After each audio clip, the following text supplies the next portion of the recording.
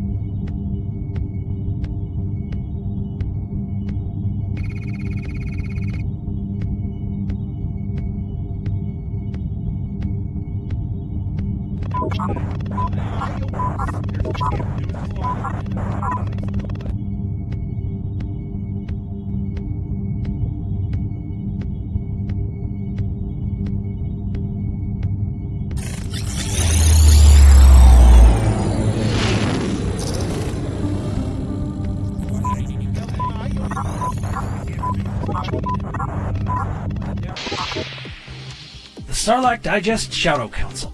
They are the supporters working quietly behind the scenes, making sure the show survives, evolves, and continues to digest all things Star Wars. Every dollar donated goes directly into the production of the show, from hosting costs to equipment upgrades and everything that keeps the Digest alive. If you'd like to join the Shadow Council and help shape the future of the show, you can enlist today at patreon.com/Sarlacc Digest Podcast or scan the QR code on your screen. To our Shadow Council members, your loyalty is noted and your support is deeply appreciated. Now, punch it, Moocher.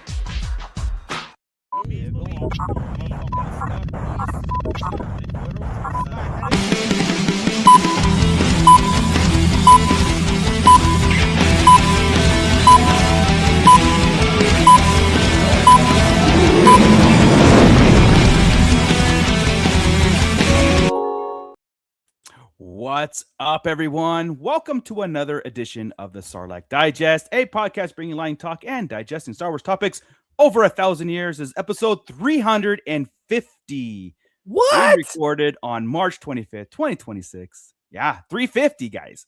Wow. Wow, that's crazy. Wild. I'm your host, Darth Vader. I've got Scott Solo here. What's up, nerds? I got Grand Admiral Franz. Yeah, hi. Hi. I've got the Fallen Fett. How you doing? New showtime on Tuesdays. How you doing? Right, Ernie? Instead of Yes. Wednesdays, it's Tuesdays. Hell yeah. Tuesday, sometime after 6:15. Yeah, link in the description below, guys. I just want to make sure we get that out there, that you change the dates to not miss a show. But before we get into today's show, we got a little bit of theory crafting. We'll go through the news. We'll go through the stuff, but we got some theory craft. We're going to have some fun. We're going to sit down and talk about Luke Skywalker. And probably not in the way you think we're going to talk about him. But let's get to the pit real fast because they're here. And Scott Solo wants to bring them in properly. I sure do. Hey, welcome up, Michelle, little beastie. Welcome. Good to see you. We have got Star Wars and Brews. Darth Moocher. He's everywhere. It's crazy. It's crazy. We've got Commander Bly being first as a member for 6 months. Thank you very much for your continued support. We appreciate you, man. We've got Ray Stanley. What is up, Ray Stanley? We've got Sean Woods, 617, 6 months of an 8. What's up, brothers from another mother? What's up, man? Oh, he's got a cat in his pic. Okay, sorry. I get distracted by cats. That's what happens. We've got RMD Collective. But it wasn't the cat's anus. Yes. What? We saw this cat's face. We see the cat's anus. You got to see the cat's face. Look, okay. Anyway. I'm going to call Zod over tonight, too. Okay. Zod's anus. Yes. We've got Rhino Hobbies. Senior Gavin Connor is here. What is up, man? Rhino Hobbies again. We've got Santo 1414, the mighty Matt Logic. We have got James Morrow, acolyte of Darth Rusty, showing up. What's up, man? We've got Cassidy. How's it going, Cassidy? We've got Raul in here. I think Raul at the screen names, man. They get me every time. I know. TD3 Trooper. What is up? Stu John Jedi. Mando Mike is in Calabasas or Casablanca, one of the two. We've got Dr. Brantley. We've got The Hidden. What's up, The Hidden? How's it going? I like that name. That's cool. I don't know. Can you see him? Well, he's not hidden anymore. Right. Yeah, that's right. And then we've got Bolts. What's up, Bolts? All right. Nice. Well, guys. Yeah, and if you're in there, say hi. And if you're on the replay crew, get to the comments section below to keep the conversation going. But guys, we are in this what I like to call the calm before the storm. You know, we are 12 days away from Darth Maul, the anime series premiere, 2 episodes, and on April 6th. And we're also 58 days from the Mando Grogu in theaters. Patiently awaiting ticket sales or some sort of ticket announcement when they're going to go on sale so we can gobble them up and see, and get in line for that movie. Right. So, speaking of ticket sales, also I want to get you guys on the radar for Celebration 2027 in Los Angeles. I got the notification that vendor packages are being sent and were sent out today for applications. So we're getting close. I just wanted to kind of put that in there, put that seed in there. We're getting close to some more Celebration news. When we see that, their app transition over to LA, when we see, coming soon or whatever, hopefully we can all get on the same page and get tickets and everything and organize that. I'd just like to make it known that Darth Moocher just planted his seed in all of us. So we're all now aware. It's uncomfortable, but we're ready. As long as I'm the one doing the planting, it's all good. Understood. So it sucks for you guys, but it's all good. We got Don Dorn checking in from Facebook. What's up? RMDC celebration. I hope. Stu John, I am celebrating just cause. Yeah, exactly. Time flies. But let's see. Calm before the storm. There's really no news. I think there's some TV spots in Mando Grogu, but you know what? Let's just get it here at this point. I'm ready for it. We'll go radio silent at some point. I don't think we're going to get anything new and exciting. But no, you're not. You guys are all going to be watching every TV spot and saying, "Give me," and I'm going to be like, "No." I don't have to. I've been pretty off radar from everything. If a trailer comes out, I've seen it. I haven't looked behind the scenes, dude. Everything else, I was in Reddit and digging for things and looking for leaks and right. I'm just letting. For the first time, they're keeping it actually very closed off. It seems because the magazine spots are like basically just Mando or Grogu, like nothing like, "Ooh, did you catch that? Did you see that?" They're just like very simple shots. And then they keep talking about these TV spots that are new, and it may just be a little something, right? Maybe like a new creature or something to that fact, but they seem to be keeping it very close. Just reminds me of the season 1 of The Mandalorian, right? We would get some images of him in his multicolored outfit, and nobody had any hint that Grogu was a thing until the episode dropped, right? And all of a sudden, Baby Yoda is everywhere. I love that. Give us little snippets, but don't give away the big juicy bits, right? I am a proponent of less is more. You guys know this. I that's why I love the Andor series. In fact, I was rewatching it.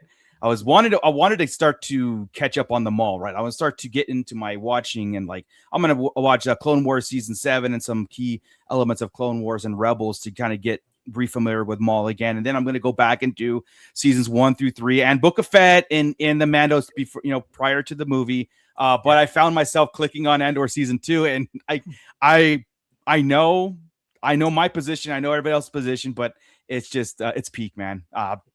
That's my opinion. It's peak Star Wars. Less is more. I love it.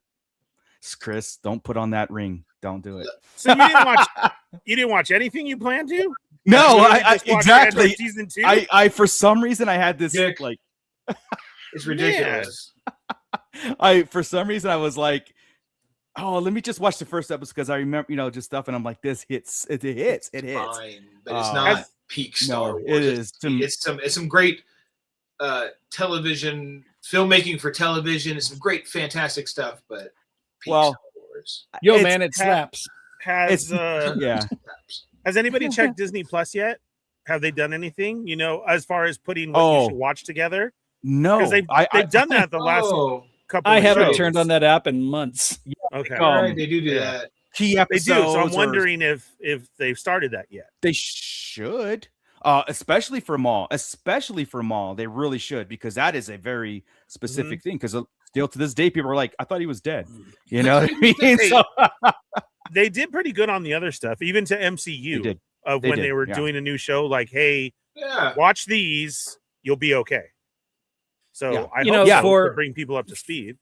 For Obi-Wan, we did the must-watch list, right? And Ahsoka, a lot of it was and Ahsoka, and a lot of it was Darth Maul centered. I wonder if we should dig that out again and reshare it. That way, it still tracks, because a lot of it is Darth Maul heavy. We weren't entirely sure what to expect. There's no reason that we don't see Ahsoka in this series. Huh? Like, there's zero reason. No, there's not, because when we left off, she was going her own way. Yeah. I remember, because people were talking about what clones or what cameos last week could be in this, and I'm like, well. And when they meet up in Rebels, it's more of a don't trust him thing, not a let's fight him immediately thing. Right. Where we left them, they were fighting. Oh, yeah. So maybe there's something here in this Maul series where Ahsoka. So I just blasted that out. I'm so sorry, because that just came in right. No, maybe there's something in here that to where we see when they see them in Rebels, it's not automatically on site. Yeah, I like that, because Ahsoka's goal was to bring him in, imprison him. He was in prison, and then Order 66 happened, and he escaped, and they fought, and he left, and she basically saying, "Join me." She's like, "No," and then they went their separate ways. I would have loved some sort of notion in the Maul series. Again, just speculating about, he takes on this Twilight, Jedi refugee, right? As somebody who helps him, who's going to help him fight the Empire and all that stuff. I wonder if he has this notion of, I should seek out Ahsoka again to help me defeat Vader and the Emperor. Or is honestly, that done I think already? At this point, I think he probably thinks she's dead, because she was going down with that ship whenever he took off and escaped. There's no reason for him to go after her. She, just like Vader assumes she's dead, I'm assuming Maul assumes the same thing. So, she was being hunted down by the clones, and her ship was crashing. We've seen Rook cast, so the Mandos are in it, right? Right. Yes. Ahsoka's close with Bo. I mean, there's a possibility of mixing in there too to find that. There's a lot of. How does Ahsoka know? This is going to be underworld. Yeah. Ahsoka knows Bo already. Yeah. From Clone Wars. Oh yes, Clone Wars. Clone Wars. Yeah. So she'll know her by Maul, and then that's why she knows her later. She's got a long history with her. So that's what I'm saying. She's probably maybe even going off to her right now after Order 66. Feel she'd be safe with the Mandalorians, maybe. Where are we with Mandos? She's farming. She's farming right now, right? She left and she went to that planet, and she's farming, and that's where the 11th brother comes in, and That's right. Not me, Rhino. And there's a I mean, we have to watch those episode to get an exact timeline, right? Yeah. We're guessing here on timeline. So, according to the comic book, the prelude to Sith Lord or Shadow Lord, this takes place almost immediately after that conflict, and he stows away onto, because basically he's like, in the shadows. I got to get out of here. I got to get far away from wherever they were going from season 7 of Clone Wars. So this and this is him regrouping elsewhere. So it's immediately after. I don't know if it's days or months, but it's that time frame right after. So essentially, I think the essential episode should be the Clone Wars, him coming in, maybe not him resurrecting and the whole Savage stuff, but him fighting the Emperor, basically, and getting that revenge point, because I think Shadow Lord is going to go right into the Emperor hunting him at this point. So you're going to have to refresh on that conflict there, right? And then, of course, watch season 7 of Clone Wars. Yeah. Their duel between Palpatine, Savage, and Maul is epic. It is epic. It's worth a rewatch anyway. Yeah. That episode at least, but that will lead people to go, well, why? Who is this Savage guy? Which leads back to the Night Sisters, which leads into Thrawn. So I mean, might as well start there. Yeah. Here's the thing. Figure out where this is going to lead backwards and start there. Go to Star Wars Episode 1, The Phantom Menace. Start there. I mean, I'm really trying not to rewatch the entire Clone Wars or Acolyte. Oh yeah. That's okay. Let's see. Let's read the hybrid. But do we have time in 12 days to do all this stuff? Sure. No. Matt Logic, you just have us. Which you just gave us a timeline before she kills the brother, but after episode 3. Huh? Give us timeline. Yeah, before she kills. Well, we saw the brother in the Savage Tales. gets killed Tales from of the Jedi, I think, like I said, to refresh everything, you got to know how he survived. You got to know his conflict with Obi-Wan and the Empire at this point. The Savage thing, again, Savage is like a come and go, but it also does. Savage is the one who finds him. And then the whole thing about him and Ahsoka at the end of Clone Wars, because you get you got to watch all the you really should read some Clone Wars, because there's all sorts of things, right? It's a crime, the crime syndicates. I mean, you got to watch all of Clone Wars. Anyway, maybe we'll do a brief within the hour, try to hit. I mean, we're trying to do it now, right? But a real concentrated effort on Spider Maul is some great scary stuff. It is, man. It didn't last long enough, you You kind of wanted to still hit that horror part though. It was that like the Elseworlds comic brought to life in the I would still love a figure of Spider Maul. I mean, if we could get a Spider Gremlin, the Spider Maul would be awesome. I agree. That would be epic. 100%, dude. Cool. Deluxe, it'd be $80. I'll still buy it. And then give us your to order thing again. That's right. I'm just shocked you guys don't have it. I have one in pop form. I know. Whatever. Whatever. There's a pop. We got mechanical leg. No, he has mechanical legs, not the spider. Not the spider. Oh, we got that. We got the mechanical leg. Yeah. I was just messing with him. I'm surprised. That would be a major seller for Pops, honestly. Seriously. For Darth Maul, spider legs. Pretty big. I mean, I would say I'd buy it, but I mean, obviously. Yes, Ken Bishop. Yes, there was a Hot Toy Spider Maul. I believe it was a Hot Toys. I thought it was just a statue. No, I believe. If I'm not mistaken, I believe it is a Hot Toys. Yeah. Oh my god, that thing probably looks beautiful. Yeah, it's on the whiteboard. I'll put it on the whiteboard. It'll be custom for your Great current fly, Maul. So then we'll see it 2030. That's awesome. Exactly. Like I said, it's on there. That's my job. I just put it on there. Doesn't mean I get to it. It just it's a sideshow statue. It's not a Hot Toys. Oh, it's not a toy. Okay. No. So you're right, Ernie. Thank you. Well, still, that'd be awesome. That'd be hard. That'd be cool. Like explain. Like, remember this dude? He alive, and hate kept him alive.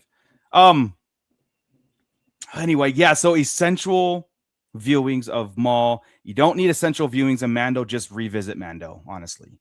I think all we're going to need to know is that he runs the underground stuff for a while. Yeah, you're going to need Darth to know that. Maul. The Night Sisters help resurrect him and bring him back, right? And get him back into shape. His mother Talzin, right? Yeah. Who is considered his mother. I don't know if she's his physical mother or spiritual mother, but she's considered his mother. They consider that's his. Spiritual. Right. It's a spiritual mother because his actual mother gave him as a child to Palpatine. How many comics are we supposed to hit before the show? There's only one. So there's only one right now, and it's brand new. It's a brand new. In fact, Son of Dathomir is what I was saying. We should probably get hit. I would think. Oh, this canon. It's the only comic they let be canon after the transition. Yeah. There's a current run right now. It's a prelude. I think it's a 6-part miniseries of Darth Maul, prelude to Shadow Lord, but it's going to be coming out at the same time the series is coming out. So I have issue 1. I read it, and it's like, so it gives you a little bit. I'm like, issue 2 comes out April 8th, and the show starts April 6th. So like, I'm going to drop that really fast. Maybe there's reason for it. Maybe we're going to see some cool tie-in and backstory from each week. Something happens, and you're like, comic would be great for that last Ahsoka Maul, whatever, right? I mean, it could be what we're talking about. Cool. It could be that, because again, comics you could do a lot more with that, doesn't make sense, right? You don't have to deal with in the real world. This could be exactly fun. But yeah, so interesting. 12 days for that. I cannot wait for that. But we talk about a lot of things in Star Wars that led up to. I'm going to get into theory crafting now. Okay, I'm going to try to set this up as best I can. Can I intervene with? Please do. Since we're on the comic talk, I'll hit you with how we do Disney news. As we know, they are going to be transitioning over Batu, Galaxy's Edge, to have Vader and all that. There is a comic series coming out too on what's going on there, and they just revealed. I'm so psyched. It's going to be classic. It's going to be classic Boba Fett. Oh, with nice, Vader. Dude. And there's a comic, and there's actually going to be. I don't care about the other ones, but there's going to be a variant cover of Boba Fett on Batu doing something for Vader. He's going to disintegrate somebody. That'd be dope. And this is going to be the no disintegrations comment. There we go. Wow, that would be dope. Yeah. And Batu should repaint, do something where he disintegrated somebody in this corner. This is the spot. If it's in the cantina, let's go. If it's in the cantina, Gondars, wherever you're at, doesn't really matter, right? You just see this blast mark. Yes. Yeah. Because they can tie it in with that app that they have, right? You can like scan it and go, "This is where." It's going to be a comic series with different parts to explain what's going on there.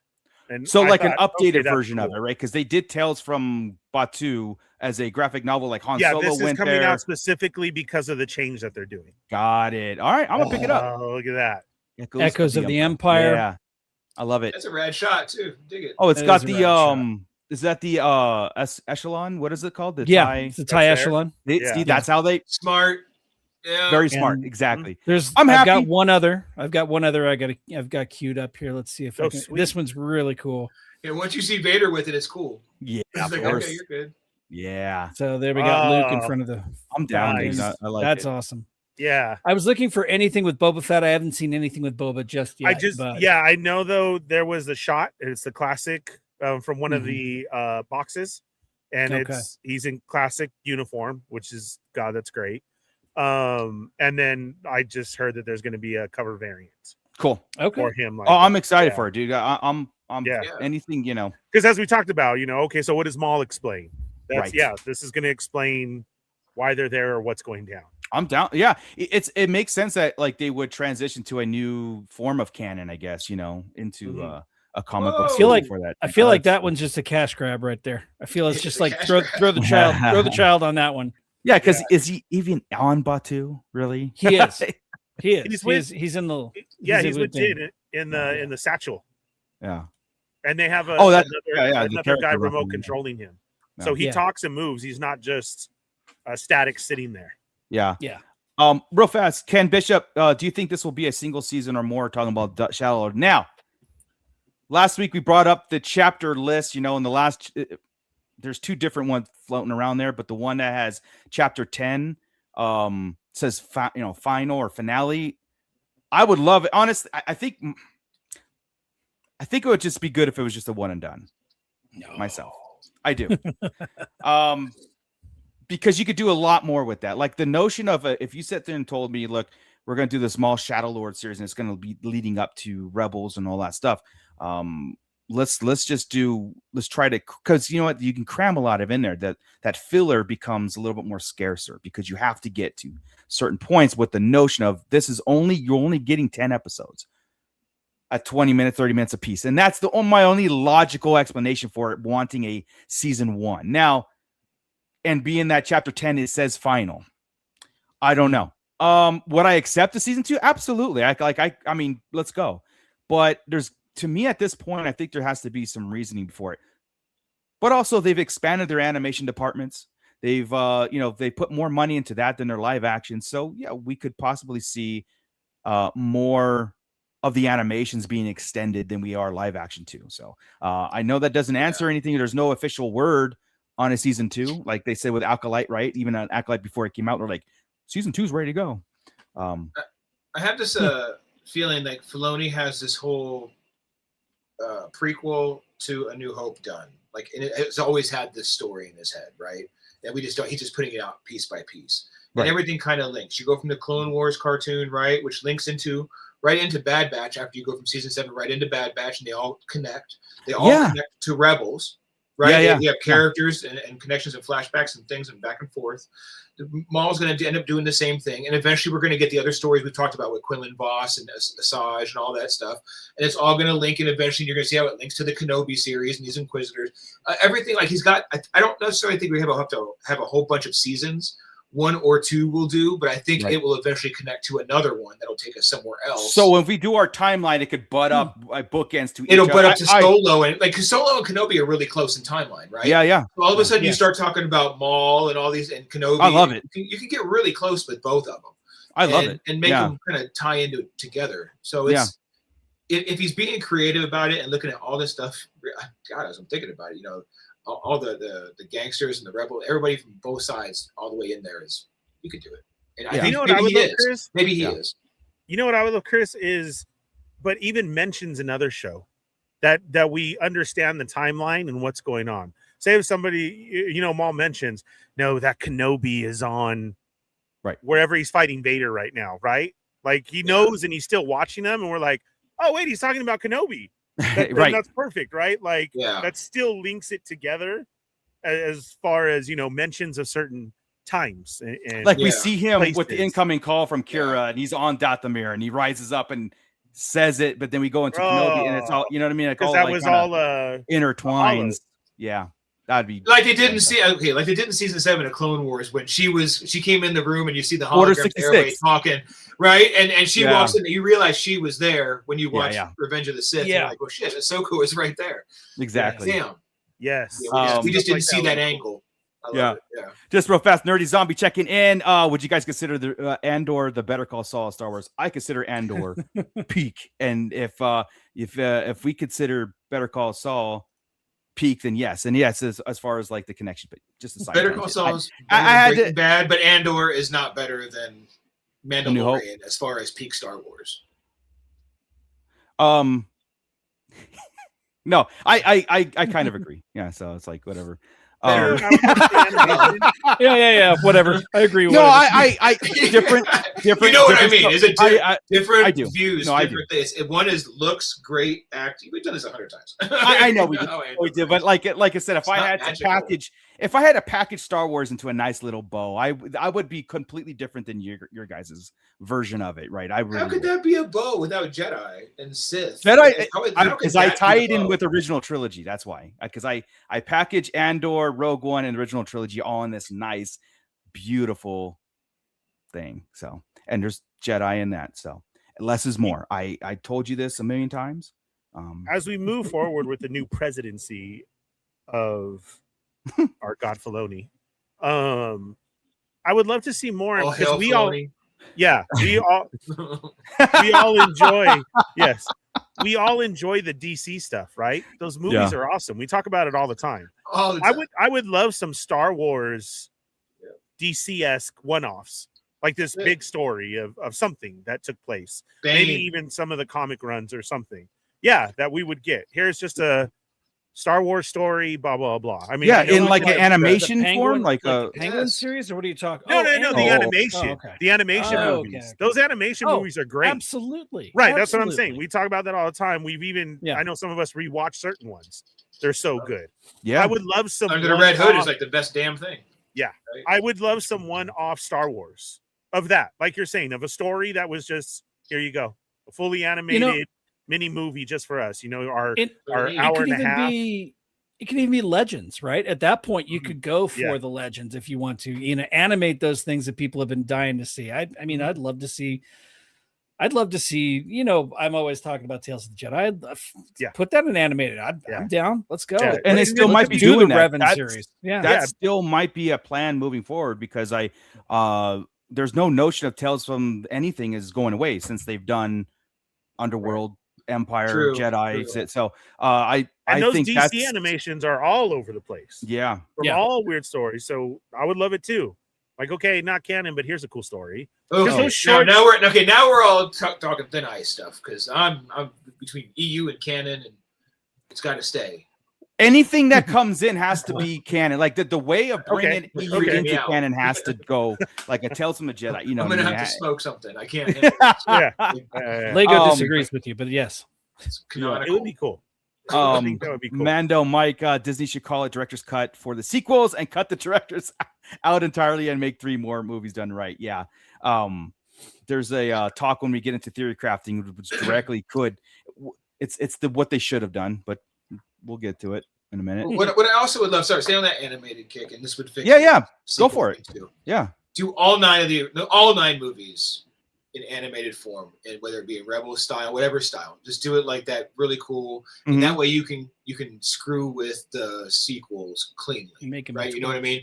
You can make you can tweak them enough, add a couple lines here and there, show a little backstory. You could fix them enough without revamping the world to make it now you got a whole animated universe. I like that. Then you got Clone Wars, Rebels, all 9 movies. Yeah. Man, I like that. Rad. So it'll be the short version of the movie, so you don't get into all that stuff that we don't like. A little longer. Well, you just add something. That's okay. You could just do word for maybe not word for word in Attack of the Clones, but you could do almost word for word and fix the sequels. Hear me out. So what if HBO Max took the series and took the movies and broke them into 7 episodes and really delved into it? We could call it Luke Skywalker and the Philosopher's Stone and all that. Yeah, man. We could. No, none of that. Or you just do exactly like we have it and just tweak out the sequels. And then you have a clean anime. Sometimes it's hard to watch. Yeah. The original trilogy after watching the prequels, right? Because you're sure it's a different time. The kids have trouble with it for sure. You animate that, maybe not anime. But I get what you're saying. And now you get everybody to learn Star Wars, these stories in that form. If that's the purpose of it, sure. Like that's fine. Even if, like you said, even if it's a 90-minute Empire Strikes Back, right? Like, but it's animated. But you bring the pacing up from everything, and the energy. The action is stylized and stylized, and the jumps are higher, the fights are crazier. Right. You move Vader and Old Man Kenobi are a little more. Yeah, I get. You out. Choking somebody out is a little more visceral. It just. Yeah. Mm-hmm. Do that a little bit.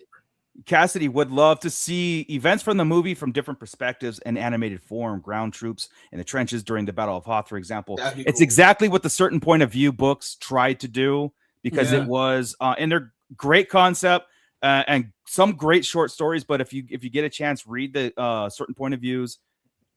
You might have to pick and choose because it gets crazy. Tales from the Battle of Yavin, and then just like he said, different. That would be cool to do a little. I think that'd be awesome. Even if they're 5-minute segments, just like the original. I'd prefer that rather than a complete revamping of the originals. Yeah, but I understand where Chris is coming from as far as getting the cohesive energy of because it is like a thing like we're used to it. Going from the prequels to Rogue One to A New Hope is like breaks. it's a jarring stop. You hit a brick wall, and it's like after that initial battle, just everything slows way down. So I get it. And it does feel, because again, the reason why I like the Empire and the original, like the Galactic Empire era so much is because it is cold, dark, dangerous, less is more, all that stuff. And it's just such a different pacing than the prequels and the everything in between too. That'd be very interesting. And there's been snippets of both, so I'm all for Chris's idea, because we have snippets out there of an anime version, which was wild. Right. And there's also a animated version stylized different of certain parts of all the movies that You're right, on the animation Disney Channel. They were. You're right. You're right. I sent it to you, Mucha. I wanted a shirt of the whole Boba Fett and Jabba, the way they were drawing. Yes. Those were little. Was it like 2 minutes? I think. You're right. They did animated scene. Galaxy of Heroes. It was Star Wars Galaxy of Heroes. Was that it? Yeah. Yep. It's still on like Disney Kids or something like that on YouTube. Little snippets where they would do an overlay would be like somebody talking about the hero of Luke Skywalker, this and that, farm boy, but you'd see all the scenes happen. But do that, but draw it out. Right. Yes. Yeah. You're right. That was fantastic. With the animated stuff being exaggerated. Yes. Yes. Yeah. See, I like this TD3 sequels. Just say we screwed up, scale it down, do rewrite. I think just call it Legends and move and call it a day. No, it's there. We've got to make it work. I'm sorry. We have to. The best answer is Ben Solo waking up out of the bed. Yeah. And Luke says, "Are you ready for your training today?" Are you and ready then we for go your training? Oh, there you go. If they could look, man. I know. And your therapy. Have you ever dreamt a 3-movie future? I don't know. I like what I see. I dreamt you ran away. Yeah, I would never do that, Ben. Right? Yeah. Not without Mara Jade. Oh my God. Man, is there still talk about? There was talk about Mara recently, wasn't there, or not? Maybe okay, so Amy Adams. Yeah, Amy that's Adams. The actress name. That's such an easy. I know, but people were trying because she's in Starfighter. Because she's a redhead, and the only other redhead people know is Mara Jade. That's what it was. Yeah, so they were trying to say Amy Adams is playing Mara Jade, confirmed, and all that stuff. And then it goes, she's in Starfighter, and they were like, she's in Starfighter. Then Mara Jade's in Starfighter. So how people can weave it into anything that they want. There's lightsabers in Starfighter, I suppose, but there is, and there's nothing that says that Mara has to be with Luke in this new universe. So I mean, look, it's just a cheesy guess there, right? And it's Amy Adams is like the two on the nose fan cast. Like this, it's a cheap, go. If I may, really quick, just interject so everybody knows. If you go to YouTube and you type in Star Wars Kids and scroll down, you'll come across the Galaxy of Adventures. And this is what we were talking about. It's the whole series. There's a compilation of all of them for 23 minutes. They're a lot of fun. So, check them out if you get a chance. It's a lot of fun. That's what I'm saying. That's where I'm with Chris in that style. I'd be down to watch it. All right. Yep. Oh, yeah. I do want exaggeration. Especially 2-minute versions, honestly. Yeah. 2-minute And then you get the kids to watch that, and you're like, hey, you know what? I got a live action version. And they're like, what is this? What's this? Yeah. And then you get Yeah. And we're just like, that old man was jumping around the corridor. What's he doing now? He's poking. So true, man.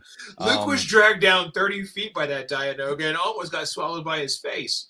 What's this? Eyeball. How come the Sarlacc couldn't pull down Lando, but then pull down the Slave One? Dude, I'm mad still. I know. That was a trigger. That was a trigger. Don't start. Yeah, it was a stronger tentacle. That's what I figured. Because there was two sides, and Lando is just superhuman. It's like he's just that strong. And Boba didn't even get to drop the bomb to kill it. No. It's okay. It is okay. I'm sorry. It's still poetry, though. As Boba Fett's hand comes through the dirt and sees the twin sons. That was great. From this, yes. But the Sarlacc attack was. It was a different time, though, too. But. And I mean, you know, Mara Jade, Luke or bust. I mean, you have to. It's almost like making Thrawn a rebel. You know what I mean? But then that's how you say this is a whole different world, right? But Mara obviously is in. Okay, I'm gonna do it. The Starfighter, she's in this world, nothing to do. Nobody's talking about Skywalkers, anything, right? Yeah. Somehow at the end she goes off, and one day we see her in something else just show up, and that was it. Or we hear her backstory, and she was with Luke, and this was years back. You know, Starfighter's up in the sequel trilogy, right? Yes, it's after. It's 5 years after. Maybe when Luke left and become a hermit, she went off too. Maybe they were together. We don't really know. There's a lot there. Again, there's a lot there that they could fill in 100% because it is all flashback. You know that whole temple thing. Forget, yeah. There's a lot of space we've talked about, right, between Mandoverse right now. Well, Luke's history between Return and TFA. Lando got the strong hand. Yeah. I'm just gonna say Lando was in his prime, man. No, not even a Sarlacc can pull me down. Didn't you see his Power of the Force figure 6-pack, 8-pack? Oh yeah, you know, maybe they were onto something. You know, they were all pretty yoked, but Lando was the yokest. He was. But you know what? You talk about the sequels and stuff, right? And you don't have to put the dead horse on this one. But you know how we're always about, like what the sequels didn't do or and what they did do. A lot of it's the rehash and repeat and the whole trope of like, let's just repeat Star Wars, you know. Anyway, I have a theory, guys, that goes along with Luke Skywalker into Star Wars as we knew it, and then Luke came along and destroyed everything. Now, we always talk about destroying everything we knew about Star Wars, and it's on purpose, okay? And this is why it succeeded this time. Because we always talk about the hero's journey, right? The hero's journey is somebody who rose to the occasion to defeat everything, right? Somebody who came from nothing, rose again. And that's basically on the surface is Luke Skywalker's story. But I was starting to think about Luke and that whole notion of it. And I think it was on accident that George Lucas wrote this and how it came about, where Luke broke every single rule to win at the end. You know, he questioned everything. He's not a traditional thing. He has passion. He's got belief. He's got compassion for his friends and all this stuff. He sought to not destroy Vader, but to turn him.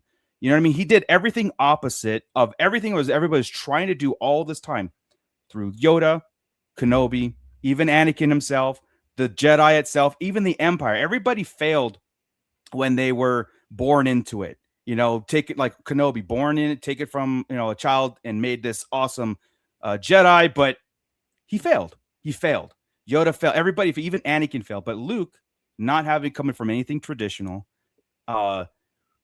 nothing as like he just wanted to leave the planet. He didn't really want to get in the fight. He didn't want to do anything. He was just thrust into this world.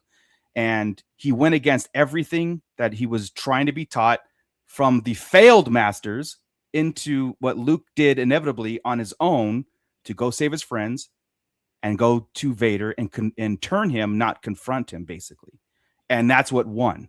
And my argument is that's why I say Return of the Jedi should have ended Star Wars, because after that, everything, you know, that's how you don't get into this rinse and repeat situation. Yeah. But anyway, that was like my kind of like that whole thing was to get rid of the sequels.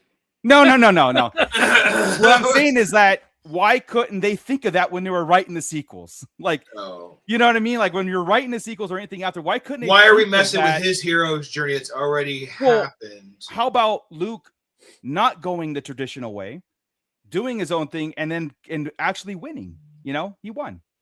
He made everybody was trying to do this for 35,000 years of Star Wars, and it's always the same results and everybody's trying to get better warriors and better Jedi and better rules. But here comes this kid who's playing with his toys, and he goes, and I don't think this is the right way. I feel I should save my friends. I feel like I should turn Vader, when Kenobi and even Yoda were like, you know, you got to confront, you got to kill this dude. And he's like, no, I know there's good in him. I'm going to try. I'm going to see if this works. And, you know, went completely opposite and made it work. And it is different from, like said, the hero's journey. And I don't know if George Lucas purposely thought of this thing or it was an accident, but it does seem to me that if Luke was trained traditionally, it would have been a failure at the end. This is the way of going against everything that we knew about any kind of training or any kind of power or whatever, doing it about what the Luke Skywalker did in Return of the Jedi is the one that worked. The one that wins is the one that's less trained. Yeah. So like Rey would be the same example. Yeah. Yeah. All right. But at the same time, though, it wasn't Luke. It wasn't Luke that did the deed. Luke turned him, of course, turned Vader, of course, but that was the thing. Was if he killed Vader, he would have bought into the Emperor's notion, and probably even if he killed the Emperor if he like physically killed them both, it would probably fell into the same dark side trope going forward. He knew that like Yoda wanted him to confront Vader, right? You must confront Vader, and even Obi-Wan, he was bred to, and even Uncle Owen is the one who stopped it all. Like you're not touching him, you're not training him, you're not going to do anything. And then of course the events happen. So Luke went to turn himself in so he could tell Vader, like, look, I know you can't kill me. So you're going to kill the Emperor. And Anakin's like, I don't think so, dude. I'm too far gone. But it worked. He threw his lightsaber away and it worked. But Yoda and Obi-Wan wanted him to go and confront Vader. Only this would be strong enough to confront Vader. I don't think they had that notion of he can turn Anakin back. I think all hope was lost. No, they said to kill him. They said he needed to kill him. There was a point where there was an assassination. Yeah. I can't kill my own father. Yeah. Yeah. Then the Emperor is already won. Yeah. Right. So I take all that training and all that stuff, the Jedi and stuff, you throw it away and you have Luke Skywalker, who was actually the purest. He did kill Vader. Sorry. No, he didn't. Yeah. Yeah, he did. Vader's not there anymore. Anakin was. Yeah. Well, it's true. True. Very true. Yeah, he brought Anakin. Well, he brought Anakin forth to confront the Emperor because just like Anakin telling Obi-Wan, "You didn't kill Anakin, I did." Yeah, I did. Yeah. Same thing with just reverse. Yeah, like Stu John. One of my favorite, and it got to be one of my favorite dialogue scenes of all time was in Return of the Jedi when Luke and Vader had their first when he turned himself in on Endor, right outside the AT-AT. Right outside of it, in Vader, and you kind of get that sense that Anakin was speaking at that point a little bit. It's too late for me, my son. And then Vader came rushing back in, like you will know the true meaning of all that stuff. That's why he took that second on the rail, right? He was yes, yeah, and when I'm telling, so and it probably hurt because remember when he's not dark, it hurts. Yeah, so that's right. Sit there and. So do you guys think if Luke was trained traditionally and did not go to Bespin and Jedi rescue school. Han and Leia and come back and just kind of do you think if like Yoda and Obi-Wan trained him the right way, like you're going to go in here, you're powerful enough to confront Vader to destroy the Emperor, do you think he would have been successful? Lost. Yeah. No, I think he would have lost at that point. I think it was just I think so too.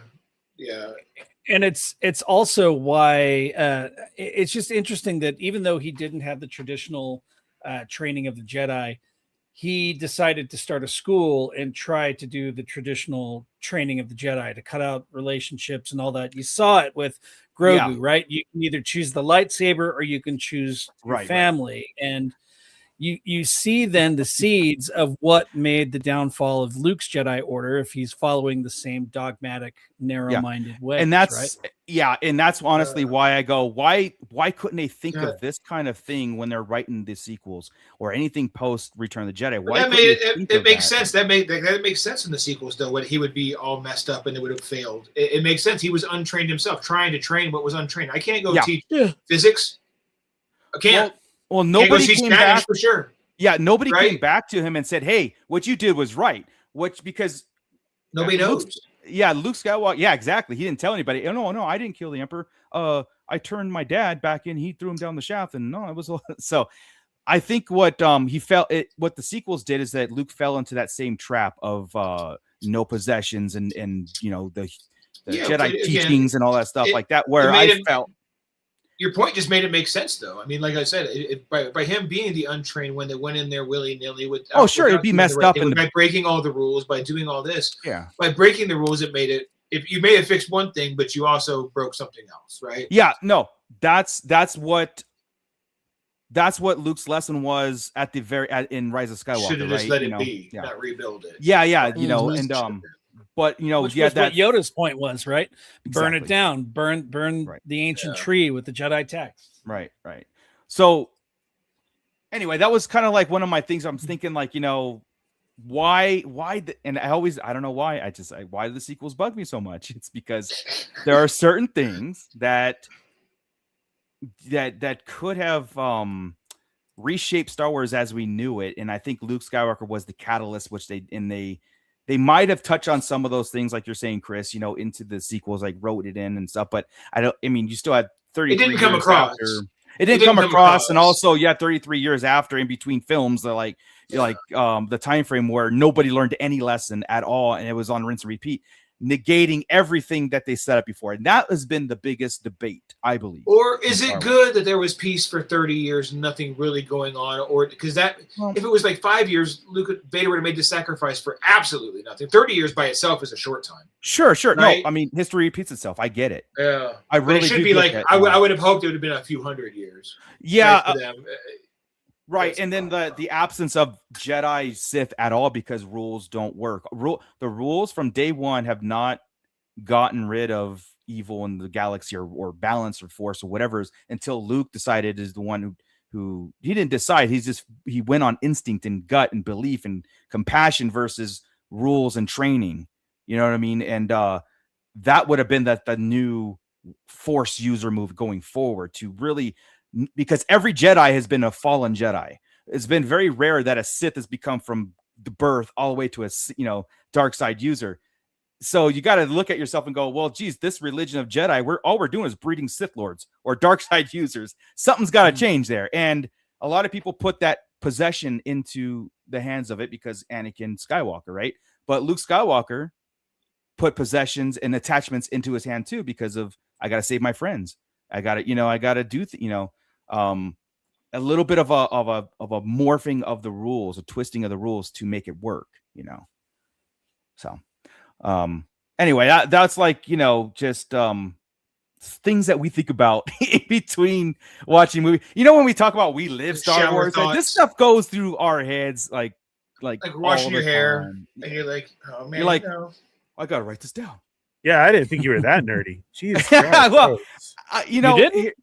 That was pretty deep right there. Yeah, and that was just yesterday's shower. That was crazy. Yeah. I put this episode together 5 minutes till next week. Yeah. Exactly. When he has to wash his beard. That's a whole dude. I mean, like, even like I said, it got me thinking about like everybody that was born into it, even Leia at the point of politics, it all failed. Like, everything just failed. Of course there's takeovers and all that stuff, but the end of the day, and that's why I put that exclamation point on. Yeah, I put the exclamation point on like Return of the Jedi. Honestly, in retrospect, should and probably could have been the end of story as we knew it, and we went backwards and all that stuff. But that's just what's fun about this talk is you act like that's an epiphany for you. It's not an epiphany. It's just one of those things like, I guess, what the epiphany was? The question I had to ask myself, why didn't they think of it in this way? Yeah. To really before approaching it. Yeah. Yeah. Like, why didn't J.J. Abrams and Lawrence Kasdan really sit down and go like, look, we have this thing, or why didn't they know that was Luke's kind of like journey in the original trilogy? And so that's where I got like, well, why, if I'm sitting here thinking about why isn't the powers that be to do this for a living? I'm not saying that it's a better. You made it made sense to me even more why it fell and why he went. Okay, that's great too. And then, but that wasn't their approach, right? That was something that we can, squint our eyes a little bit and make it happen. And I think it's like, just because we got that doesn't mean that's the intention. And that's why I get there a lot. Yeah, and that's why I said this whole thing might not have been George Lucas's intention, but that's what was presented. You know what I mean?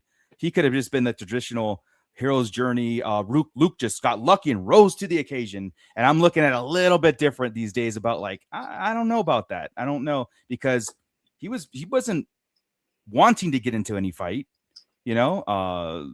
He didn't rise to any occasion. He just was like, all right, I'm let's do this, and changing the rules as he went, you know, not knowing that the rule, just like turning off his targeting computer. You know what I mean? Like everybody else, these are the rules. No, I'm gonna turn it off and go by instinct. And he won. You know what I mean? It just goes this whole thing. So well, he had a dead voice. He had the Force. I get it. Yeah, but it was the he didn't know he had the Force. He didn't know what the Force was. No, none of us knew what the Force was until The Empire Strikes Back. I mean, it was just some old guy talking. Yeah. He had enough time to learn about the Force, but not like hone it, right? You know, we didn't even know that there was telekinesis or any of that shit until Empire Strikes Back. So J.J. Abrams is a devil. He did, man. Like there was such an opportunity there for something a little. It is what it is. Right. They're not going to. We animated it. Yeah. Kind of they can add to it. They can amend it and add to it. That's what I'm saying. You don't have to change anything. Right. You just add a tweak here and there, maybe some pacing stuff in the sequel. Yeah. That's it. Yeah, exactly. Ken Bishop, 100%. The original trilogy was not fleshed out when it came out. It had the benefits of many years to fill the wacky missing bits. And then again, I think I think that's how we end up with Luke and Leia kissing. Exactly. The love triangle that never really she was. She knew that was her brother. She did it anyway. For two whole for some reason. R2 and 3PO were like, yeah. Well, R2 specifically. Now that you bring Leia into the Luke conversation, you know that's something that still bugs me to this day. Is we still always comics, other series get told that Luke was the chosen one, but yet he had a twin sister, and they never treated her. Yoda only said there is another. Yeah. They do now. And that's maybe where the sequels were trying to lean on too, right? And the books are very heavy. Leia was the chosen one. Like Yoda wanted her. Obi-Wan wanted Luke. And again, they're wrong. They were 100% wrong. John, Alderaan is the Alabama of the galaxy. Kissing your brother is like shaking hands. Damn. That's what it is then. Dang. That's what it is. All right. Hey, look, we're looking at Earth rules. Okay, so we don't know what galactic things are. I mean, it worked on Game of Thrones, so I mean, maybe that was did it? Well, we did see Alderaan, you know, and the parents. What kind of party was that? We don't know. You know. they all had a little key. There was bucket. Cousins there. Clown car keys. Yeah, we don't know. What's even more kind of jarring is Vader's reaction to Luke when he says, "Oh, so you have a sister?" It's not like really like son of a bitch. I had two kids out there, not just one. Yeah, you know what I mean? True. But yeah, just kind of like, just another day. You know, like the way it goes down in the story. Your sister. Yeah. So he's like, you got a sister. Oh, wait a second. I didn't put that connection. Like, wait a second. If he's got a sister, then hi. And, hey, Palpatine. Hey, man. What the? There were two of them. Yeah, I know. Game of Thrones was a little more intrusive. Just a bit. It's when HBO gets the rights. Is when we'll get it all. I'm telling you, I'm afraid of this Harry Potter series. The Mando in Game of Thrones was way different. Yeah. Mando, Mike Vader got out of galactic child support. He did. He's like, how old are you guys? 18. All right. I don't have to pay anything. Well, she's dead. Now I'll search for your sister. Yeah. Yikes. I know. Yeah. If you think about it, Vader got out easy, right? But yeah, I mean, I love going into some of these character tropes and kind of like really deep dives and stuff. You know, Chris did an episode a long time ago about Luke Skywalker on the trauma of Luke Skywalker because he was responsible for so many deaths. If you really break it down, and I thought it puts it in perspective because Star Wars Chris on the is surface. like, I did. No, I read. He was. Yeah. Could you not go through for everybody that wasn't listening to that right back then? Because that was a long time ago.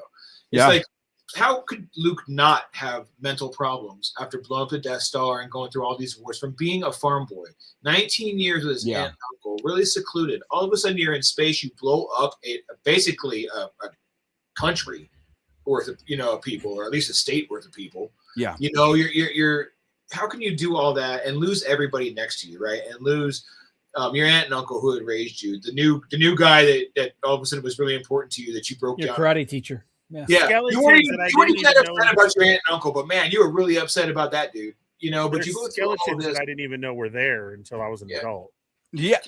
Nephew turning, all these things. It's just like, how do you go through all that and not? Kenobi is actually the example too. I had an episode on Kenobi where he went through so much, and how he is like one of those Jedi. I think Ahsoka's still maybe a tier above him at this point now, but after all he did never turn, right? And he should have. If anybody should have, I think Kenobi could have, after Satine and all the stuff going on with him. Yeah, and again, he never did. But anyway. Well, here's another question to kind of close out the Luke thing was because of his actions and because of his kind of like taking the Jedi lane but twisting it into his own kind of maybe different philosophy, would he be more Jedi than Jedis, like that how they were, how like did he learn the actual that was the episode title. Yeah, more Jedi than Jedi. More Jedi than Jedi. Hey, full circle, Chris. Full circle. But you know what I'm saying? Like, was that because it worked, was that like the missing piece of the Jedi philosophy this whole time? Where it wasn't, because like Jedis were very, very known to, I'll save 5 people or I'll kill 5 people to save 100 people. The lesser of the two evils always, right? And what Luke did, it was like, look, man, I'm going straight into the lion's den. I'm going to look him right in the face, and I'm going to be like, I'm your son. You got good in him right in front of your boss, and do these things where Jedis would go and just try to mow everybody down and try to kill Vader and the Emperor, right? And not knowing they sent him on an assassination mission. He went on recon and things. Yeah. So I mean, like, you got to kind of ask yourself a little bit too. And I do agree with James Morrow. I have a little hard time accepting that Luke, we learn about an 8-9 is accurate. The attitude, the lack of hope is completely antithetical to the last 40 years. Hamill was right. It wasn't Luke. I mean, I don't know. I don't know. Fundamentally, I mean, I'm not the same. I am far removed from the person I was 30 years ago. Yeah. I mean, I get the barrage vow. I get the running away kind of stuff. If it's not like, look, if I'm rebuilding the Jedi Order and all of a sudden they turned on me and they wreaked havoc, then the notion of Jedi needs to end with me again. Before we did even this talk, that's why I think like how they wrote it to begin with was a little flawed. And then trying to connect the his pieces mentors later did was the same thing. Yeah, both of them. Yeah. And again, that's why they were wrong. And that's why my whole point of bringing this up. You know what I mean? That's why the mentors, Obi-Wan and Yoda, were wrong. 100%. Yeah. And I always get that everybody doesn't like it because we had the EU Luke, which was God level super Jedi, right? Yes. Yeah. That's a hard thing to kind of get out of your head. Know how Luke grew up with his step aunt and uncle. Always they kept him in the cupboard under the stairs. Yeah, always wanting to go on a walk to fix the evaporators. His aunt was heavy on the blue milk. Like, yeah, I'm sure he went through some stuff. What's up, Max? My Old Republic is one of my second favorite era of Star Wars. We Owen, I've got arguments from under. Yeah. I mean, I got arguments for sure. But are your arguments because they're there, or do you really, really agree with it? You know what I mean? Like, we can't change it, so I have to put. I mean, this is what we do. Yeah, they're there. The sequels are there, so we have to put it in our talk. We do our thing. So a lot of times, my arguments are because of that, where it's like I have to put the connections in and stuff because they're not going to go away. I read the Legends. I saw the sequels. Yeah. I got I got them both handed to me, and Legends. Everybody always puts the Legends on this, this great pedestal, and they were not all that great. I mean, some of it was great, some of it, but most of it was. A lot of people who champion for it just read the Cliff Notes. I guarantee you, they just saw Luke moved rocks. Luke did this, and because that's why when Rey was moving rocks in Rise, everybody's like, it should have been Luke. So after the sequels came out, I went back to the Jedi. It was the Jedi Academy series. They were Kevin J. Anderson books, the Jedi Academy trilogy. Because I remember, I'm like, that was my version of Luke. Those books were great. I started reading those books. I couldn't make it through the first half of the first book. It was crap. Yeah. It just does not hold up. They were written in the 90s with 90s mentality. I mean, it was very more work, man. A lot of the EU stuff was more science fiction.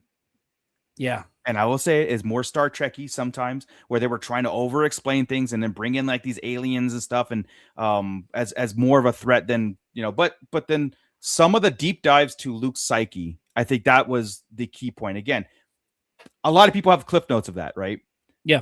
He Last Command kind of stuff, where Mara Jade was sent to kill him, and then they had the kids, and then the kids killing the kids and all that stuff. He went dark and came back. He went dark because he wanted to master it. With that notion of, I get to master this thing about Sith and beat it. Yeah, to beat it. And it almost destroyed him. He went almost insane with it. And that's a great exploration. That's a great exploration of Luke and especially powers. If there's a point we get in this 30-year gap where he did something like that, right? That'd be totally cool.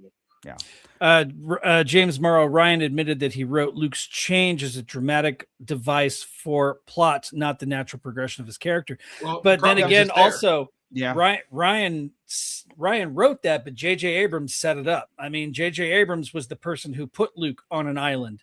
He's the one who made Luke walk away. Ryan Johnson gets a lot of hate about the trajectory that Luke took, but J.J. Abrams, that was an alley-oop from J.J. Abrams, right? It was the toss behind his shoulder, like Marco hates, that really set off that whole thing. It was a flippant attitude. Yeah, 100%. Like Yoda had a flippant attitude at first too. Yes, he did. So I mean, I got. Yeah, Yoda was very dismissive and all that stuff, right? Playful, testing, dismissive. Because remember, now that we know that he wasn't the one that he chose, he's kind of being a dick.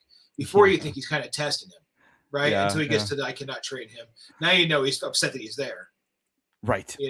But real quick, there's the 2 points on Luke is why I get there's a fictional side of Luke that you want to have, that he's just bigger than everything, right? He's the great hero's journey and he's flawed. The golden-haired boy, the one you want to strive to be, the person you want to be. But then there's also the side that's the real world side in the sequels that I see where I'm like, shit. Like, to Scott's point, I was beat down for a while, right? So he just went through this mode where everything was not working. You get that real world. You want him to be infallible and bulletproof and everything, but then at the same time, you want to be relatable. So if you're completely overpowered, like Superman can be unrelatable if you let him be Superman, right? So Luke has to get dumbed down here. Maybe it wasn't the right way, but in the scheme of things, I got it. And it did resonate, and I did understand it. So I didn't hate it the way a lot of people hate it. Because I totally did get it. Didn't love it. But. Sure. No, I and your point about the execution too, put a lot of arms folded going in, so you kind of ignore some of like the powerful stuff, like the one thing I will say about Last Jedi, again, where I was like kind of only enthralled in, was Rey, Kylo, and Luke's kind of story, and everything else was horrid. But that kind of thing was actually more Star Wars than anything, and I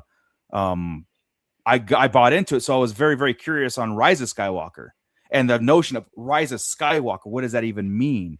And that started off bad. You know what I mean? So, and I think, and then at the end of the day, when we had all 3 and then we had all 9 to kind of like really go in, that's where you really could start to pinpoint some very flawed things in Star Wars, and flawed things on how we knew it, flawed things on how we perceived the legend, the legacy characters and all those things. And there's a lot, I think there was a lot more against the sequels than they had for it because of the ages of the legacy characters, and you can only do so much. 33 years, or well, I'm saying 33, but 30 some years in between Return and Force Awakens. So you had more obstacles in front of you than the fans and even us maybe realized.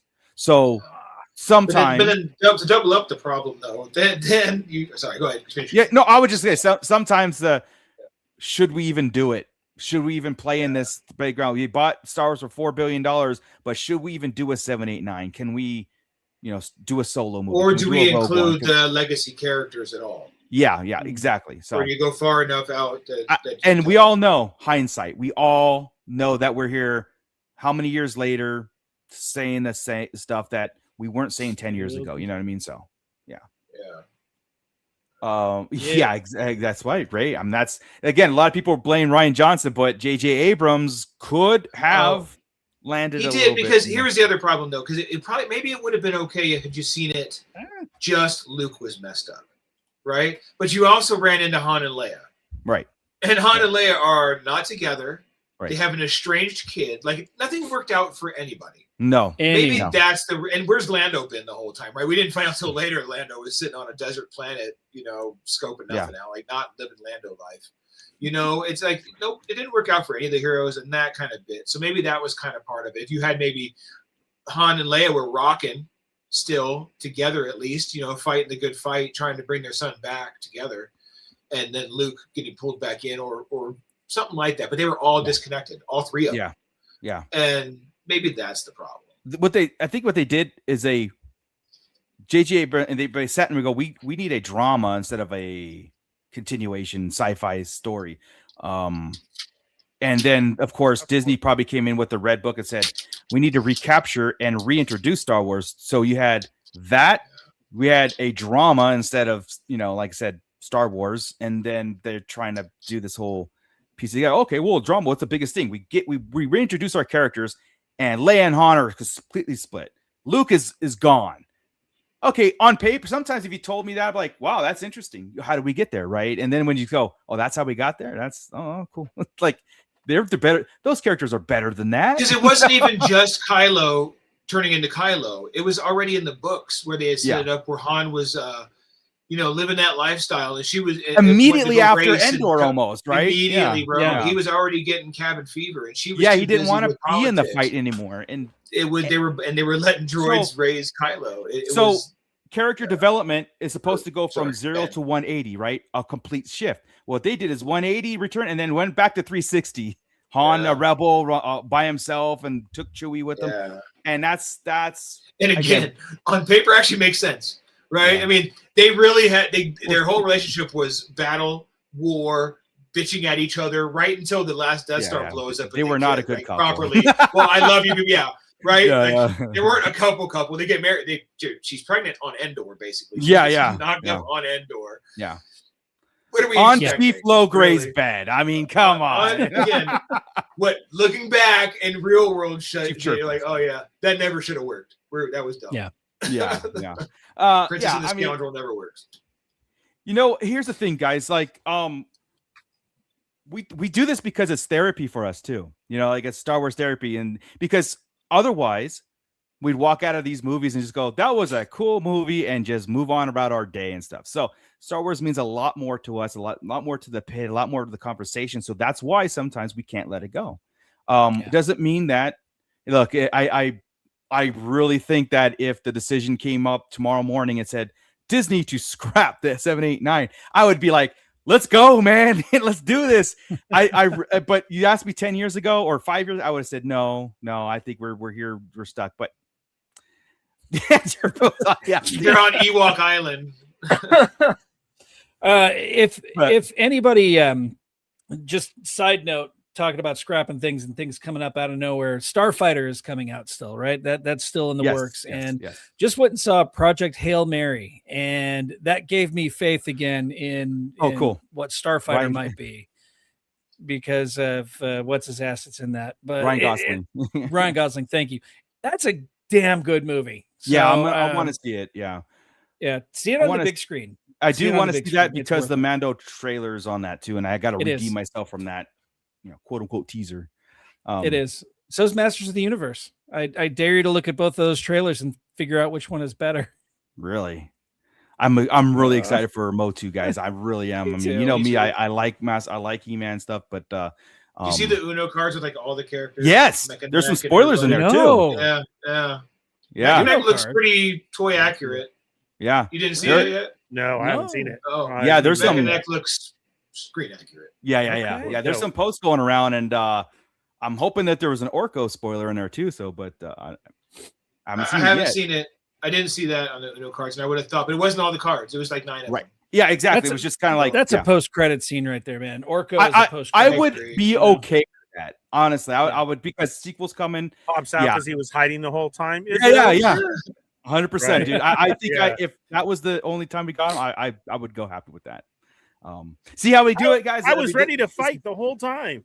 Yeah, exactly. So we had mentioned this before. We had talked about the statues. I know we're going to go Motu for 2 seconds, right? Yeah. And the statues, how they had all those like giant statues, and one looks like Dolph Lundgren, and you said it looks like King Randor. Why isn't Dolph Lundgren King Randor? Why not? We don't know who's playing it yet, right? Yeah. Ooh, hell yeah, dude. The sword in the statue is the sword from the 80s movie. Yes, I just saw that the other day. Yeah. So I mean, if it's true though, and then when he talks to He-Man and he says, "What do you want me to do about Skeletor?" He better say, "If he dies, he dies." If he dies, he dies. He dies. That would be great. Maybe That's in a low the voice. $1 million questions too, John. We don't know. Yeah. We're sure of it. There's no way you do it without him. I agree. I want 100%. Skeletor just to sound like, "Yes, He-Man, and I don't will know. destroy you." That would be accurate, but at the same time, I want him to run away at least once too. Until we meet again. Yeah. No, I'm sorry. How I much think would we're all of getting us just be like, "Oh, good job"? Yeah, I don't think we're getting a comical Skeletor. I think we're getting a very serious, very deep awesome. tone. Yeah, which is great too. I think we will, but I do also think you're going to get a meme hit somewhere with "We'll meet again" or something. You'll see something. Yeah. No, it's Mattel, dude. They very self-aware when they might run right there. And it may be serious, but you see the characters. They're playful right now. They're not. Yeah. It may get some stuff. This is going to be a fun movie. No, I heard that they are actually keeping it true to the tone of the cartoon stuff, meaning very tongue-in-cheek. It's not going to be as serious, but I do think you need that grounded, serious. You do need that grounded, serious, and I think if you switch Skeletor to that, because he is very evil and serious, but he's got that comical approach to it. I think if you ground him in that, he's nothing funny about him, and then everything else is kind of like this, like He-Man's, making jokes, falling down as Prince Adam, whatever it is. I think that work really well. I think it'll hit very well, honestly. But anyway, June. And tease Orko is trapped by the Horde at the end. Yes, that's why we haven't seen him. Yes. Oh, I like that. That's why we haven't found him. So we got some great movies coming out, man. I think we're gonna have a cool summer. Yeah, I think we're in a good place with this. So we need to do a little dumb show right after He-Man, right after Masters of the Universe. Why not? Why not? That'd be Bring fun. back Beyond the Pit for one last kind of hurrah. That one feels fun. Like it's one shot. We're definitely going to talk about this. I mean, we need to go live with it though. I think that was Beyond the Pit's failure was the fact that it was a recorded show instead of we could live, do like you need to get the chat involved. Yeah, we could that week of Star Wars. We could be like, all right, let's hit the news and go right into a tangent, and that tangent lasts an hour or so. That's how we'll frame it. So if or stay a half hour later, we'll just make Beyond the Pit. Yeah, exactly. We already have the overlay, guys. So that's it. We'll just make the first show till 9, and then just keep going to 9:30. Like there you go. Today. Same time. That works. That works. Yeah. You just saw behind the curtain, right in real time. Again. In real time. This is how things happen. We're transparent. Tonight's episode was done 5 minutes before the taping. All right. Aren't they all? Yeah, pretty much. Well, that's what makes it fun, That's right. Let's get out of here. First, before we hit Scott, we want you to bring in the Shadow Council, and then we can hit the pit, and then we can get out of here. All right, cool. I promise, Chris, that I won't overtalk this one today. Thank you, Chris. Chris was bursting at the bladder last week. So I was like, how many sentences can this be? Oh, just you wait. I'll do it all in Skeletor. Never asked that question. No, don't. I want to give a special thanks to our Shadow Council tonight. That's right. It's the Sarlacc Digest podcast. Patreon crew, AJ from the Forbidden Panel, Blitz Transmissions, Brian C., Cassidy B., Cliff, Commander Bly, Commander Cook, Crystal E., Don the Dad Dorn, until we meet again. And Chris bounces. That's funny. Eric Grubb, Flavy Davy, Gavin Connor from the Holy Hour All Cure podcast, Hal Runner Base, James Morrow, Joseph Bailey, Jesus, I can't keep this up. General Janubi. You can switch back anytime. Can I? Okay, good. Excuse me. Chris K. Meeks. Mervine Milanos. Matt Logic. Moftak is back. Nicholas Schaefer. Obi-Sean Kenobi. Rhino Ez. Rhino Hobbies. I am keeping it Skeletori. Where did I leave off? Rhino Hobbies. Stu John Jedi and Troy Dotson. If you want to join the Sarlacc Digest Shadow Council, just scan that QR code right there or go to patreon.com/Sarlacc Digest podcast and join today. Look, and Chris really did bounce. Chris bolted. So. He bounced. I don't know He's what's done. going on. But I want to thank everybody in the pit for sticking with us tonight as we prepare for Darth Maul. So we have one more episode we're going to be doing, and then the Darth Maul show. Hey, Chris is back. He's back. How's your bladder? You good? Yeah, it wasn't gone.